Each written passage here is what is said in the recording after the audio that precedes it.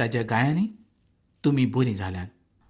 सांडलोल्या शेळ्या परी भोंवताल्यात, पूण आतां तुमच्या गोवळ्या आनी राखण्याशी तुमी परत आयल्यात.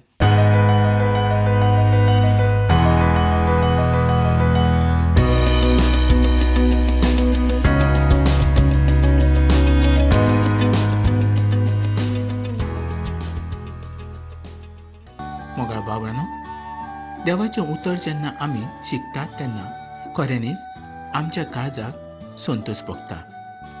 हें सोत न्हय? हय, हें सोत जावन आसा.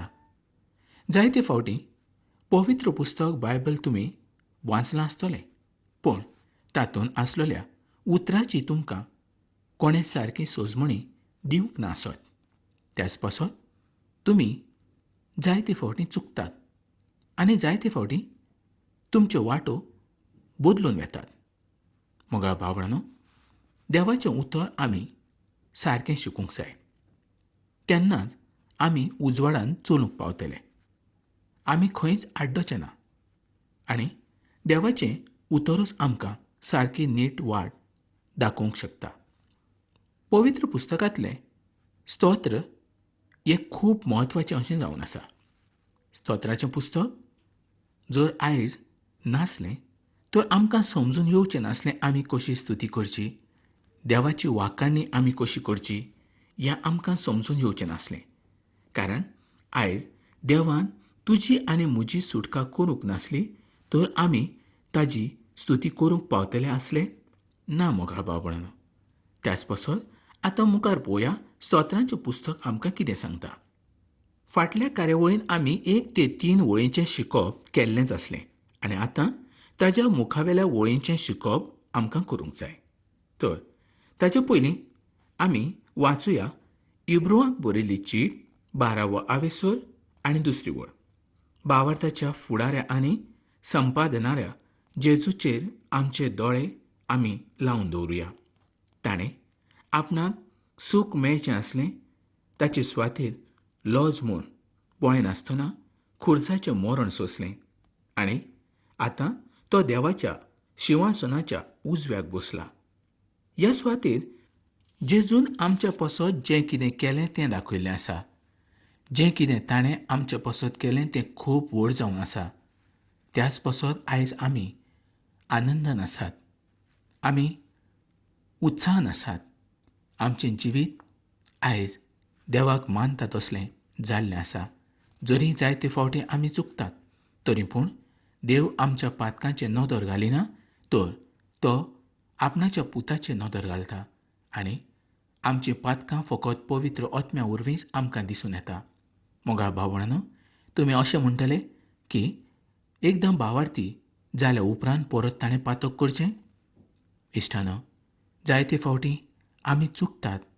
बरो म्हटलेलो कोणूच ना, तरी पूण देवाच्या उतरा प्रमाणे देव आमच्या लागीं उलयता आनी आमची पातकां आमकां तो दाखोवन दिता आनी बोगसणें मागोवंक तो आमकां आदार दिता आनी ह्या वरवीं आमी नितळ जावंक पावता.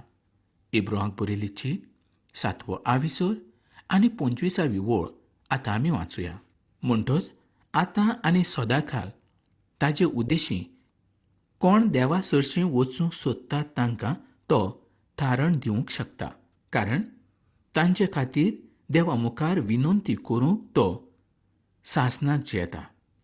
तर मोगा इश्टानो, जेजू जर इतलें आमच्या पसत करता तर आमी कित्याक भियोचें? तर आतां 21व्या स्तोत्रांत आमी वचुया. परत एकदां 2री वळ आमी वाचुया. ताच्या काळजाचे अंतरेक तुवें भोगल्यात, ताणें केल्ल्या मागण्यांक तुवें ना म्हणूंक ना. दोनूय जेजू क्रिस्तान खुर्साचेर मरच्या पयलीं एक सुंदर मागणें केल्लें आसलें. तें मागणें जोआच्या शुभ वर्तमानाच्या 17व्या आविसराच्या पयले वळीन आमकां वाचूंक मेळटा. जेजून आपले दोळे स्वर्गाक लावन म्हटलें, बापा, वेळ पावलो. पुतान तुका मोहिमा दिवच्या, तुज्या पुताक मोहिमेवंत कर. हें ताचें मागणें जावन आसलें. ह्याच आविसरांत मुखार कितें पळोवंक मेळटा तें पळोवया. ह्या मागणें स्वर्गार वयच्या पयलीं दोनूय जेजून केल्लें आसलें. स्तोत्र बरोवपी म्हणटा, तुवें ताजी खुशी केल्ली आसा आनी जेन्ना दोनी जेजू क्रिस्त ह्या पृथ्वीचेर आसलो तेन्ना ताणें म्हटलें, जुवांचें शुभ वर्तमान 17वा आविसर आनी 24व्या वळीन, बापा, जंय हांव आसां थंय तुवें म्हाका दिल्यात तीं आसचीं म्हूण म्हजी खोशी, आनी अशी तुवें म्हाका दिलें ती मोहिमा तांणी पळोवची, कित्याक संवसार रचच्या आदीं तुवें म्हजो मोग केलो. दोनूय जेजूचें हें मागणें आमकां मुखावेल्या काळार आयकूंक मेवतलें, जेन्ना आमी ताच्या सांगातान रावंक वेतले तेन्ना. देवान ताच्या पुताच्या तोंडांतल्यान भायर सरलेल्या मागण्यांक आडावून दवरूंक ना, ही अशी गजाल आयज आमकां ह्या सुवातेर पळोवंक मेळटा. मोगाळ भावणानो, आयजूय दोनी जेजू क्रिस्त आमच्या पासत मागणें करीत आसा, आमच्या पासत तो मध्यस्थी करीत आसा. आयज तो देव बापाच्या उजव्याक आसा. तुज्या पासत आनी म्हज्या पासत आयज तो मोहिमेन रावून आमच्यो गरजो दोनूय देवाक कळीत करता. जर तो आमच्या पासत मध्यस्थी करिनासलो तर आयज आमकां ह्या संवसारांत थारो नासलो. मोगाळ भावणानो, आयज संवसारांत आमी जियेतात फकत दोनूय जेजू क्रिस्ता वरवीं. 21व्या स्तोत्राचे 4 ते 6 वळींनी आतां आमी पळोवया. ताणें तुजेशी जिवीत मागलें. तुवें ताका पिणगेच्या पिणगेक तोखता तसलें जिवीत दिलें. तुवें दिल्ल्या जैतान ताका व्हरतो मान मेवलो. दोबाज्यान आनी मोहिमेन तुवें ताका भरलो. सदांकाल ताजेर तुजो आशिर्वाद देंवयलो. तुज्या दर्शनाच्या संतोसान ताका संतोश भरीत करताय.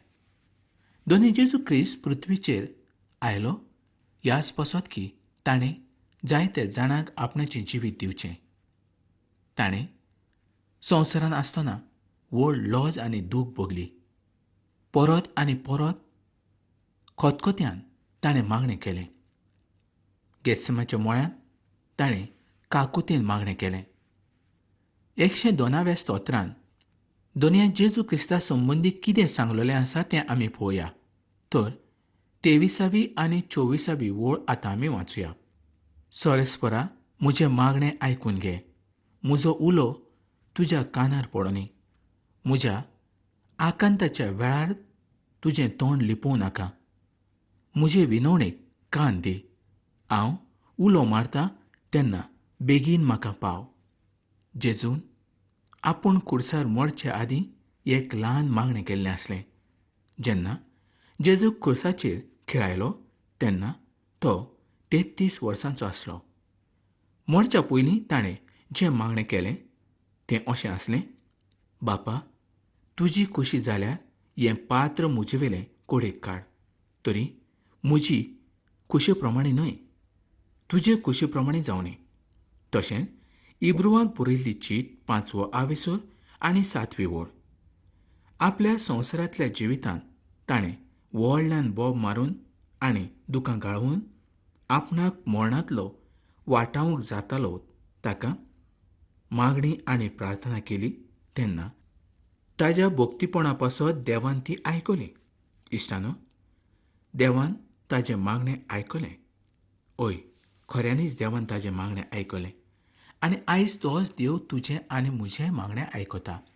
आतां तो मोहिमेच्या कुडीन सासणाच्या सासणाक देव बापाच्या उजव्याक आसा. त्याच पासत तो आयज तुमच्या आनी म्हज्या पासत मागणें करीत आसा. एका दिसा आमी ताज्या सांगातान आसतले. तर आतां 21व्या स्तोत्राच्या 7 ते 9 वळींनी आमी पळोवया. राजा आपलो विस्वास सोरेस्पराचेर दवरता. भोव व्हरत्या देवाच्या बरेपणान ताजे पांय आलचे नात. तुजो हात तुज्या सगळ्या दुस्मानाक सोदून काडटलो.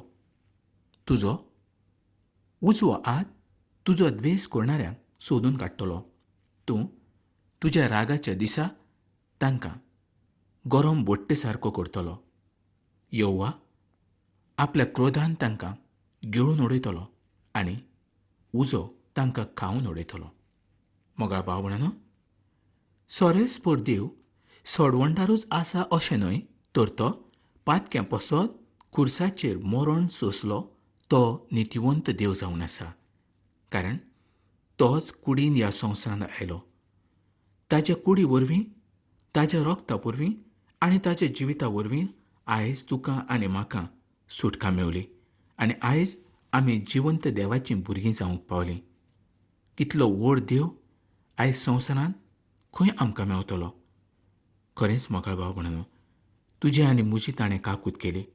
आतां मुखार पळोवया आमकां कितें दिसता. स्तोत्राचो 21वा आविसर 10 ते 13 वळींनी आतां आमी पळोवया. तूं तांचें फळ पृथ्वी वेल्यान आनी तांचें बी मनशाच्या संसदेंतल्यान नाच करून उडयतलो. कारण तांणी तुज्या विशीं वायट येवजिलें, पूण तूं तांकां तांची फाट दाखोवंक लायतलो. तूं दोनुशाच्या दोरयांनी तांच्या तोंडाचेर नेम दवरतलो. हे सोरेस्परा देवा, तूं तुज्या बोळान व्हड जावं, म्हणजे आमी गायनां करूं आनी तुज्या बोळाची स्तुती करूं. ह्या सुंदर स्तोत्रांत आमकां जेजू क्रिस्ता संबंदी दिसती पडटा. क्रिस्तान जें दूख सोंसलें आनी जें खुर्साचें मरण ताणें भोगलें तेंच आमकां पळोवंक मेळटा. ताणें हें सगळें तुमच्या पासत आनी म्हज्या पासत सोंसलें. ताच्या सगळ्या मागण्यांक देवान ताका जबाब दिलो आनी ती ताजी मागणी आयकून घेतली. आतां तो राजा जावन आसा आनी स्वर्गार सिंहासनाचेर तो बसलेलो आसा. मोहिमेच्या कुडीन तो त्या सुवातेचेर बसलेलो आसा. तेसलोनिकरांक दुसरी चीट 1 आविसर 7 ते 10 वळींनी जें कितें सांगलां तेंच आमी आतां पळोवया. आनी तुमकां कोश्ट भोगतल्यांक तशेंच आमकांय तो सवकसाय दितलो. सोमी जेजू आपल्या पदवेच्या दुता सांगातान उज्याच्या आगट्या मदें आयलोलो दिसती पडटलो त्या दिसा. आनी देवाक वळखून घेनात आनी आमच्या सोम्या जेजू क्रिस्ताचे बरे खोबरेक खालती जायनात तांचे सूड घेतलो. तेन्ना तो तशें करतलो आनी सोम्याच्या दोळ्या मुखावेली आनी ताच्या पदवेच्या वैभवा वरवीं तो भायर काडटलो. सासणाच्या गोट्टण्याचे खास्तीक तो सांपडटलो. आपल्या भोगतां मदीं मान भोगच्या खातीर आनी सगळे भावार्थी आपणाक पळोवन थटाकच्या पासत तो येतलो. त्या दिसा हें सगलें संवसाराक दिसून येतलें. आनी मोगाळ भाव भयणीनो, जेन्ना दोनी जेजू क्रिस्त येतलो तेन्ना आमकां सगल्यांक ताज्या मुखार उबें रावचें पडटलें. आमची कसली गोवायकी आसा, आमची कसलीं कामां आसात, जावं तीं कोरण्यांनी, चिंतनांनी वो येवजण, तीं सगलीं आमचीं कामां देवाच्या मुखार उगडापी जातलीं. आयज देव जरी सोंसणीकायेन आसा, पूण निमाण्या दिसा तो सोंसणीकायेन आसचो ना. जेजू पयले फावट आयलो एक बाळक जावन. ताचे वरवीं आमकां कुरपां मेवलीं. पूण दुसरे फावट जेन्ना तो येतलो तेन्ना तो एक राजा जावन येतलो. तुजी आनी म्हजी नीत करच्या पासत तो येतलो. आमी कितें केलां हाचो हिशोब आमकां दिवचो पडटलो. आनी त्या दिसा ताच्या मुखावेल्यान कोणूच सुटचो ना. संवसाराचो कोणूच मनीस ताच्या मुखावेल्यान लिपूंक शकचो ना. तर जण एकल्याक तांच्या कामा प्रमाणे फावो जातलें. तर आतां मोगाळ इश्टानो, स्तोत्राच्या 22व्या आविसराच्यो कांय वळी आमी पळोवया. 22वें स्तोत्र आमकां दाखोळ करता क्रिस्तान खुर्सावेलें मरण सोंसलें हेंच. ह्या स्तोत्राक खुर्साचें स्तोत्र अशें म्हटलेलें आसा. कारण पवित्र पुस्तकाच्या सगळ्या उतरां संबंदी जर आमी पळयलें तर ह्या सुवातेर क्रिस्ताचें खुर्सावेलें मरण सारकेंच आमकां दाखोळ केल्लें आसा. उत्पत्तीचो 22वो आविसर आनी आयजायाचो 53वो आविसर ह्या संबंदी आमकां दाखोळ करता. मोगा इश्टानो, 22वें स्तोत्र आमकां जेजूचें भितरलें जिवीत दाखोळ करता. तो जेन्ना खुर्साचेर आसलो तेन्नाची ताची येवजण स्तोत्रांत दाखोळ केल्ली आसा. कांय जाण अशें म्हणटात की जीं उतरां दोनूय जेजू क्रिस्तान खुर्साचेर आसतना आपणाच्या तोंडांतल्यान भायर काडलीं तीं ह्या स्तोत्रांतलीं आसूंक जाय. आयज आमकां हेंच पळोवंक जाय की दोनूय जेजून तुमच्या पासत आनी म्हज्या पासत कितलें दूख आनी त्रास असलें हें. जेन्ना तो खुर्साचेर मेलो तेन्ना ताची एक शिडी जावंक पावली आनी त्या शिडये वेल्यान आमकां स्वर्गार वचपाची वाट उदकी जाली. मोगाळ भावंडांनो, त्या खुर्सावेलें मरण खरें पळयल्यार तुका आनी म्हाका फावो जाय आसलें. कित्याक आमच्यो कोडणो तसल्यो आसल्यो आनी ती खास्त तुका आनी म्हाकाच फावो जावंक जाय आसली. पूण आमचें मरण ताणें आपणाचेर घेतलें आनी ताणें आपणाचे हात आनी पांय त्या खुर्साचेर खिळावपाक दिले. पयली पेद्रून बरयली चीट 2 आवेसर आनी 24 वळी तो कितें बरयता तें आतां आमी पळोवया. पातकाक मरून आमी प्रामाणीकपणान जियोवचे खातीर खुर्सार ताणें आपल्या कुडीचेर आमची पातकां घेतलीं. ताच्या गायांनी तुमी बरीं जाल्यात. सांडलोल्या शेळ्या परी भोंवताल्यात, पूण आतां तुमच्या गोवळ्या आनी राखण्याशी तुमी परत आयल्यात. मोगा इश्टांनो, पळयात जेजून तुमच्या आनी म्हजे पासत कितलें सोंसलें हें. आनी 22वें स्तोत्रूय आमकां हेंच दाखोवड करता. 22व्या स्तोत्राची पयली वळ आतां आमी वाचूया. म्हज्या देवा, तुवें म्हाका कित्याक सांडलोय? हांव आपयत आसां पूण तूं पयस रावताय. हांव म्हज्या वळवळ्यांनी बोब मारतां पूण तूं कान दिनाय. मोगाळ भावंडांनो, जेजू क्रिस्त जोरी देवाचो पूत आसलो तरी ताणें स्वर्गावेली मोहिमा सोडून कुडीन ह्या संवसारांत आमचे पासत आयलो. तो कुडीन आयलो आनी मनशां मदें ताणें वस्ती केली. मनीस पातकी जावन आसलो आनी पातकी मनशां मदेंच ताका येवचें पडलें. खुर्साचेर तो मेलो तुज्या पासत आनी म्हज्या पासत. ताचें दूख खूब व्हड जावन आसलें. मोगा इश्टांनो, जें दूख ताणें सोंसलें तें मनशाच्या तोंडांतल्यान उच्चारूंक जायना इतलें जावन आसलें. जर पोरणो करार आमी पळयलो तर ताचें दूख कितलें आसलें हेंच आमकां तो सांगता. आयज मनीस ताका एका चित्राचेर पळयता तसो तो नासलो. खरेंच मोगाळ भावंडांनो, ताणें तुज्या पासत आनी म्हज्या पासत जें दूख आनी लॉस सोंसली तें खूब व्हड जावन आसलें. इतलें दूख आयज संवसारांत कोणेंच सोंसूंक ना तितलें ताणें तुज्या पासत म्हज्या पासत सोंसलें. तर इश्टांनो, आतां 22व्या स्तोत्राची 2री आनी 3री वळ आमी वाचूया. दीसभर देवा हांव उलो मारतां पूण तूं म्हाका जाप दिना. रातभर उलो मारतां म्हाका थारूच ना. तरी देवा तूं भोव पवित्र आनी इस्रायल तुजी वाखाणी करता.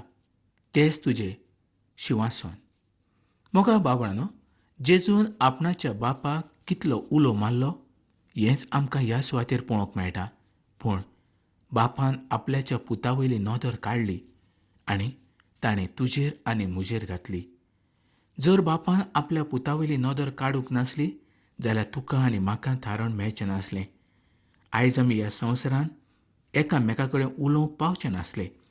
देवान म्हजी काकूत केली त्याच पासत हांव तुमच्या मुखार उलोवंक शकतां आनी देवान तुमची काकूत केली त्याच पासत तुमी आयज संवसाराच्या बाकीच्या लोकां कडेन उलोवंक शकतात. मोगाळ भावंडांनो, खरेंच जेजूचें दूख आमी नियाळुया आनी त्या प्रमाणे आमी ताचो वावर करुया. जें कोश्ट आनी दूख ताणें सोंसलें तें तुज्या पासत आनी म्हज्याच पासत हें आमी विसरचें न्हय.